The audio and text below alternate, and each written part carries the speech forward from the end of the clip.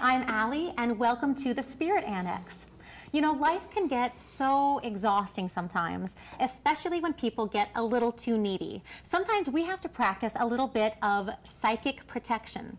Well, leading spiritual teacher and ritualist Mama Donna Henes is here, and she is going to tell us how to get us back on our feet and stop these energy vampires in their tracks. Welcome, Mama Donna Henes. Thank you. Lovely to have you here. So, what led you to become a spiritual ritualist and teacher? And do you train for that? How do you train for that?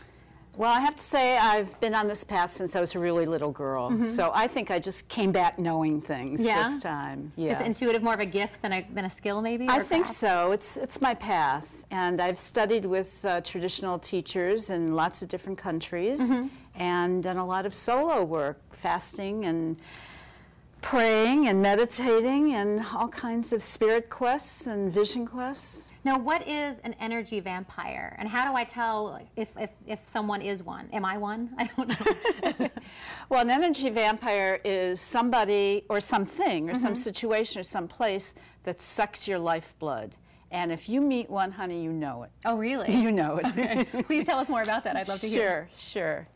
So when we walk around in the world and we're out and about, we are surrounded with energy from people, from events, from situations over which we have no control, zero control. And that can be very draining, and it can be very upsetting, and it can also be a little dangerous in terms of staying in our center, staying balanced, and certainly in terms of staying protected. So I'm afraid what most people do in situations like that is to shut down. They close down, and that's a good instinct. You want to protect yourself, but they shut down, they close their heart, they close their open spaces, and you know what it's like when you ride on the subway. Everybody's sitting there with their head down and nobody wants to look at anybody. That's not really the best way to do it, because if you close down, if you shut down, you're also closing yourself off from the energies of the universe, from positive energy, from inspiration, from creativity, from instinct, from intuition, from vibes, as it were. You're cutting yourself off from what you want to be connected to. So even though it might seem like the right thing to do to shut down, what we really want to do is stay open, but not be stupid. We want to stay open and protect ourselves at the same time. So this is really important, and I'm going to share with you lots of good ways to do that. But the first thing that we have to do, the first thing that everything else is based on, is feeling entitled.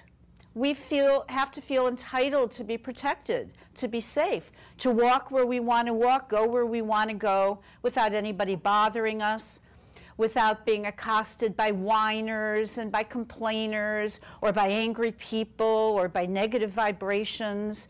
And as I just said, if we encounter that kind of energy, we know it. You know it. You definitely know it.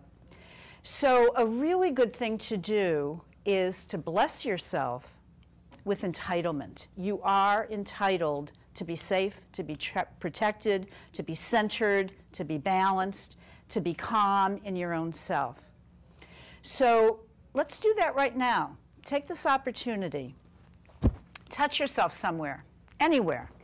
Might be where you feel vulnerable. Touch your heart, or your solar plexus, or your back. Watch your back, or hug yourself. Touch yourself somewhere and say in whatever words make sense to you, whatever you resonate with, I bless myself with protection. I bless myself with safety. I bless myself with being open, but being safe. I bless myself as I walk through my day. That's a great start, because unless you feel like you deserve it, you're not going to have it. So a good thing to do in the morning before you even get dressed is when you're applying your baby oil to yourself or your lotion to yourself, pretend that you're smoothing on a very thin layer of protection all over yourself. And while you're doing that, you can bless yourself. I'm covering myself with protection. I'm wearing protection. I am protected. And before you leave the house, you can cover yourself or surround yourself with white light or blue light or lavender light, whatever you like, because it's your intention that is the magic. Any ritual has to start with an intention. What do I intend? In this case, I intend to be safe as I walk through the streets today. So bless yourself. Bless yourself every which way you can. Years ago, I was in LA and I went to a healing ceremony. It was a graduation ceremony from a healing school of psychic healing and protection. And the different student graduates walked around the room doing various things with different people. This one woman walked around the room and she came to the first person and she said, you need to open your solar plexus. And she went to the second person and she said, you need to open your solar plexus. And she went to the third person and she said, you need to open your solar plexus. She said the same thing to everybody around the entire room, and then she came to me. And she said, you've got to close your solar plexus. She said, you're a gaping hole, you're wide open. Anybody can just reach in and take whatever they want. Well, that's not good. It's good to be open, but I wasn't protected. So what she did was she placed a turtle shell on my back and a carapace on my front. And of course, this was not a real turtle shell and not a real carapace. It was a virtual one, if you will, an imaginary one, a spiritual one. And so from then on, I could walk around and nobody could get me from behind, as it were, and nobody could get me from my solar plexus. Your solar plexus is the seat of your energy. You don't want to be sucked out from your solar plexus. So that was a really good thing that she did, and it really led me for years and years and years to work on this issue with myself and with my other spiritual counseling clients to teach people how they can protect themselves. One of the other things she said was red is a color of protection, especially in the Orient. Red is a power color. And she said, put red at your openings. She was referring to the windows of my home, and I did plant red geraniums at my windows. But I took it a step further, and I polished my nails. Nobody will ever see me without nail polish, except when I'm fasting and retreating, in which case you wouldn't see me anyway. This has nothing to do with fashion or style or beauty, but if you extend your arms, this is your space. And your nails, your fingertips, are at the very edge of the boundary of your space. So I polish my fingernails. It reminds me, it doesn't scare anybody else off, but it reminds me that my whole boundary of my whole psychic energy is protected, and it's mine. I actually didn't use red, I used copper. And I wear copper because copper is a conducting metal. And this helps me to conduct the positive energy that I want to draw to me from the universe and from other people and from situations. So this is a good thing to do. I want to suggest, however, that everything I'm saying to you works for me. It works for my students and my clients, but it might not work for you. So don't necessarily listen to me or any other teacher for that matter, or any book. If it feels right, it is right. If it doesn't feel right, don't do it. Think of something else that feels good for you. That's the important thing. Listen to your gut. Always be guided by your own intuition and your own feelings. That's really important. So other things you can do, and this is something that a lot of people do anyway, is to wear a piece of power jewelry. A lot of people have a special ring or earrings or necklace or bracelet or something that means something special to them, and when they wear it, they feel protected, or they feel connected to the person who gave it to them, or their grandmother if they inherited it, or whatever. And that's a really good thing to do. If you do wear jewelry and you do feel a need to be protected, I'd like to suggest something turquoise. Turquoise is a stone that has a lot of protective energy to it. I once met a very wise woman at a rock and crystal shop on the Navajo reservation, and she told me this amazing story. Her son is in the Navy, and when he came home on leave, she gave him a hunk of turquoise and told him to always carry it with him. He was a Navy SEAL and a deep sea diver. He went on a dive and something bad happened. I don't really know much about deep sea diving, but he couldn't get air, he was getting the bends, he was going to drown, he was going to die underwater. His fellow SEALs saved him, brought him up to the surface, and as it turns out, he was fine. But as he took his suit off, and then his underclothes, he saw that the piece of turquoise that his mother had given him for protection had broken in half. So the turquoise took what could have killed him, and it broke instead of him. That's a good thing. So another suggestion. You can take, if you have a spirit guide, if you connect with your angels, ask them for help. If you're walking down the street and something doesn't feel quite right, or the energy feels a little yicky and you don't feel quite centered and safe, ask for help. Please help me, guide me, protect me, watch over me. That's what they're for. They'll do it. They'll definitely do it. And there are all kinds of props that you can use, mental, spiritual props, in terms of walking down the street. One day I was walking down the street, and for no understandable reason, I started to feel very vulnerable and very kind of nervous. And I looked around, there was nobody around me. I'm not sure why I felt that. But as I was walking, I put on an imaginary jumpsuit, like a hazmat suit. And took one step and I pulled one leg up, and I took another step and I put it on the other leg and put my arm through and my other arm through. I put the hood over my head, tied it under my chin, and I was totally protected. I felt completely different. Nobody noticed. Even if the streets were crowded, they wouldn't have, I mean, it just looked like I was walking and, maybe touching my neck. Maybe I had an itch or something. So that's a great thing to do. One of my students told me that she walks down the street with 4 Amazons, who she imagines. One in front of her, one behind her, one on either side. And these Amazons have their bows and arrows and their shields, and they're walking around her, kind of, making the way for her to walk through. And she's completely protected. Another person that I know, that I taught, made herself a shield, a spirit shield. This is a Native American tradition to have a spirit shield. She made an actual one, and she covered it with all kinds of symbols that to her spoke to power and protection.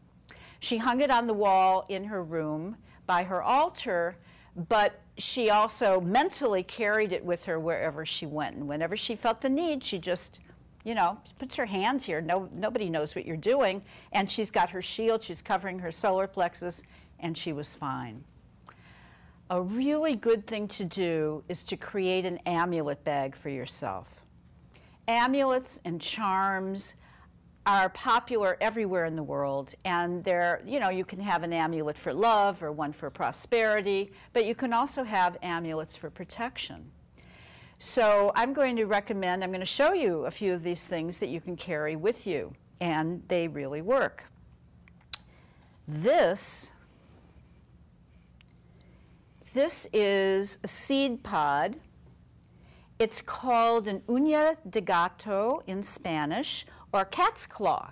It looks very much like a very sharp cat's claw, and indeed it's very sharp. But what this does is protect you because it's so sharp. And what I find to be very interesting is that in herbalism, uña de gato is used for tea to enhance the immune system. So it protects your health from the inside out, and it protects your spirit from the outside in. A good thing to have. Another good thing to have is, let me see, it's a little hard to pick up. This is a porcupine quill, obviously. Now, I'd never seen a real porcupine until not too long ago. In the cartoons, they always look like they have a sharp, pointy face, and they always look a little mean and a little nasty. Well, the guy that I saw was unfortunately a roadkill, but he was chubby, and his little paws were all puffy and pink. He was so cute and so chubby and so slow, and they're not too smart either. So porcupines are slow and stupid, and if they didn't have these little quills, they would really be in trouble. So he gave me some of his quills. Another thing that I carry with me all the time, this is, I'm sure you can't hear it, but this is the tip of a rattlesnake rattle. And a rattlesnake uses the rattle to warn off danger. It doesn't just strike, it doesn't just bite. First it tries to scare you away. And I use this for early warning, you know, to get that vibe early on that something is not right.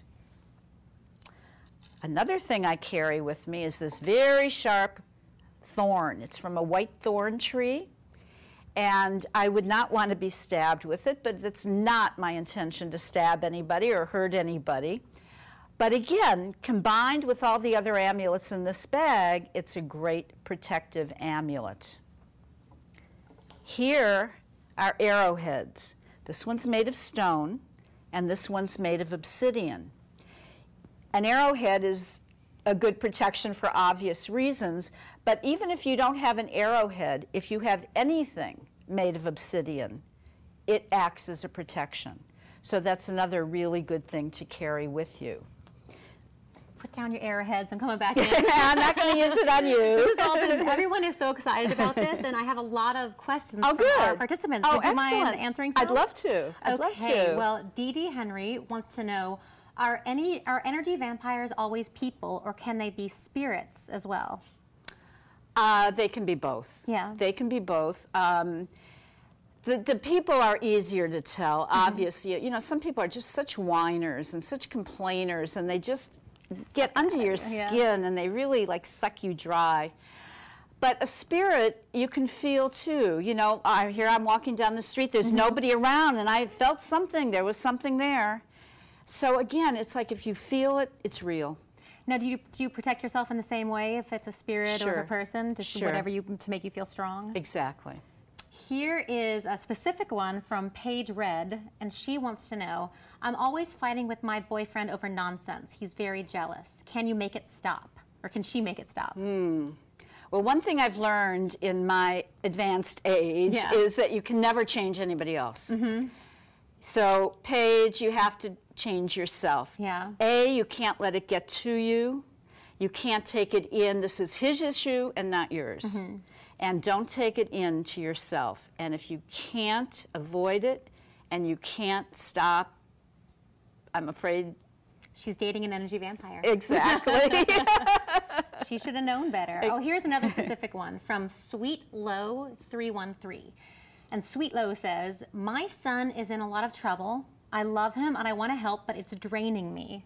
Help. So what does she do if her son is draining her energy? Well, she certainly can't leave him. I understand that. But again, she has to protect herself. If you pay, what was her name?